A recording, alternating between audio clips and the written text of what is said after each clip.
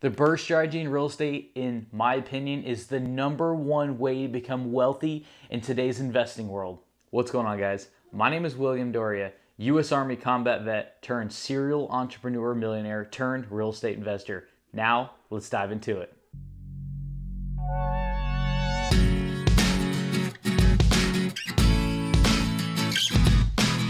The BRRRR strategy is a very specific way in real estate investing that allows you to buy a property, renovate it, get all of your money back, and do it again. All the while keeping the cash flow, keeping the tax benefits, and the appreciation as well. Sound crazy? This is how it works. Step 1, you find a property that's undervalued. Now, this can be many ways. It could be through maybe a wholesaler that direct emails you a link. Guys, I probably have 15, 20 wholesalers. They probably send me 40 emails a day. They literally are sending me leads to filter through. So you can do it through a wholesaler. You could do direct mail.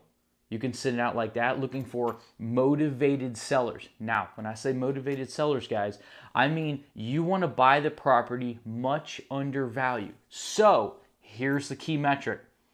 You want to buy the property. This is the start of the BRRRR strategy. This is the B, is to find an undervalued property. Buy that property. Now, when I say buy that property, I don't mean you spend $100,000 of your piggy bank money to buy the property. You find a hard money lender. It could be a private money lender. It could be whatever way you choose to find money, but hard money lending is typically the quickest way to get money, not the cheapest, the quickest way to get money, okay? And the most common in this strategy. So you find an undervalued house. You say, I know this house is worth $100,000, okay? It needs, say, $20,000 in repairs. I can get it under contract now for $50,000. Now you might be asking, why in the world would somebody sell their house for $50,000 if it's worth $100,000 and all it needs is $20,000 in repairs? Guys, not everybody wants to fix the house. Not everybody can fix their house. Not anybody can come up with $20,000, and not everybody wants to go through the process. So you are buying somebody else's problem, and it's also their headache. Guys, this house could be given to them.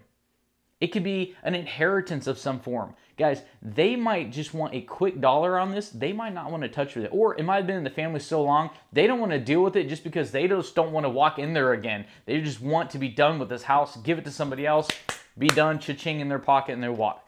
That's how you can get undervalued properties. Okay, so that's the B. You find a house, you buy it, specifically with a hard money lender, if that's the way you choose to. That's the most common. You find a hard money lender, say this is the property I find. They give you the money for the house and the renovations.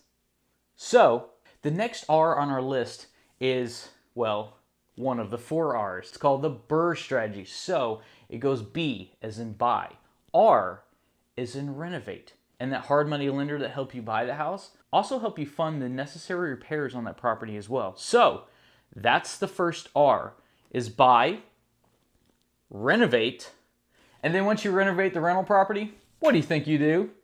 You rent it. You, in my case, find a property manager and you go ahead and sign a contract with them. They charge you about 9, 10, 11% monthly of the collected rent, and they go ahead and put it on the market and get it rented for you. Now, once you get it rented, all your money's still tied in that deal, and you still have that hard money lender loan that's charging you that 10, 12% interest, 15% interest monthly. So we've gone to the buy, and then we've gone to the first R, which is renovate. And then we went to the second R, which is rent. And then the third R is the most important one, and that is the refinancing of the loan. Now, this is where the magic happens, guys. So when you go to a bank or a credit union, and you bring them this property and you say, this property here is worth $100,000. And they will say, okay, mister, we will go assess that property and we will determine if the house is worth $100,000. Excuse me, that's my 2-year-old son. So they will look at this $100,000 house and they will say, okay, mister, we assess this house value at $100,000. You are correct. So this is what they will do. They will give you a loan at 75% of the home's value. Now, you're in that property for 70%. You bought it for $50,000. You put $20,000 in rehabs in. So they're going to give you 75% back, And that 5% buffer, hopefully, if you did it quick enough, will cover the hard money lender and some of the closing fees as well. So here is where it gets good. They give you a 75%, it's called a cash out refinance. Now, you get two things with the cash out refinance. You get the cash, and that cash pays back your hard money lender in full. Okay, and then you get the refinance part, which means that they put a mortgage on it in lieu of the hard money lender. Okay, so you went from a, say, 9, 10, 12, 15% loan with the hard money lender interest rate to a much more respectable, say, 4% APR. Okay, so, and they'll lock in on a 30-year note. Okay, don't worry about getting this thing paid off early. That's just my opinion, because you want to keep your cash flow high so your DTI stays low so you can keep doing this again. So here's what just happened. You went to a bank, they gave you 75% back on the appraisal value. The appraisal value came in at $100,000. They gave you $75,000 back. You're into that house for a grand total of $70,000. Now, you're going to have some closing costs, and you're going to have some hard money lender costs as well. Assume it's $5,000. It's give or take a little bit, guys. In that case scenario, you have a house now that you have out of your pocket $0. You're in the house for $0. And because you're in that for $0, I call that a good financial IQ. Here's a scenario, guys. You are now cash flowing on a $0 out of your pocket investment. Now, guys, tell me this. If you could cash flow on a property that you had $0 out of pocket for, no matter if it's $200, $300, $400 a month, how many times could you do that? The answer is indefinite. Now, if you reverse the same scenario, if you had a property that was cash flowing negative $400 a month, how many times could you do it? The answer is always a limit, and that's the limit to the amount of money you have. The point I'm trying to make is, as long as your properties are positive cash flow, you have little to no money of yours in it, you can do this indefinitely as many times as you could find motivated sellers. Now, you might be asking, so there's one more R. What is it? And it makes this whole process beautiful, guys. It's repeat. It's repeat. It's go out. It's find another motivated seller. Negotiate a great price on the property. Make sure you're determining your rehab budget correctly. Renovate it, rent, refinance, repeat, guys. That's what the BRRRR strategy is. It's buy, renovate, rent, refinance, repeat. Those are your 4 R's. Guys, it's very, very important that you don't try to get into this with no reserves of yours whatsoever, guys. There's a lot of gurus out there talking about how you can invest with no money and stuff. Okay, you can buy the house without any of your money, and then you can rehab it without any of your money. And then you can get it closed and roll in the closing costs without coming out of pocket of any of your money.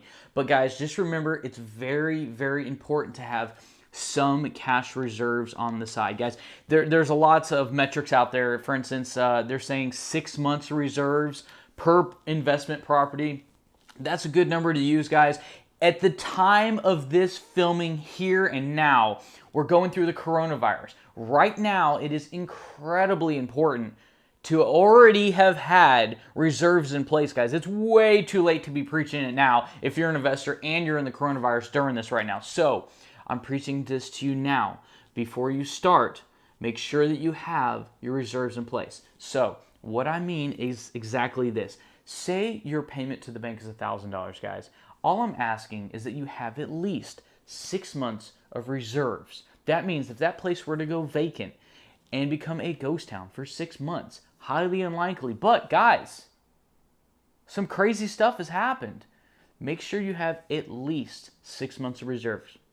Oh, and on a side note, if you really got a good deal on that property, like I said, they would give you 75% of the appraised value. That means if it comes in at $120,000, they just gave you $120,000 times 0.75, $90,000. You're in that property for $70,000. You get to pocket the difference, and do it all over again. Guys, if you like this video, please like, comment, subscribe below. Make sure you hit that notification bell at the bottom. I like to make a couple videos a week, and until next time, go crush it in real estate, guys.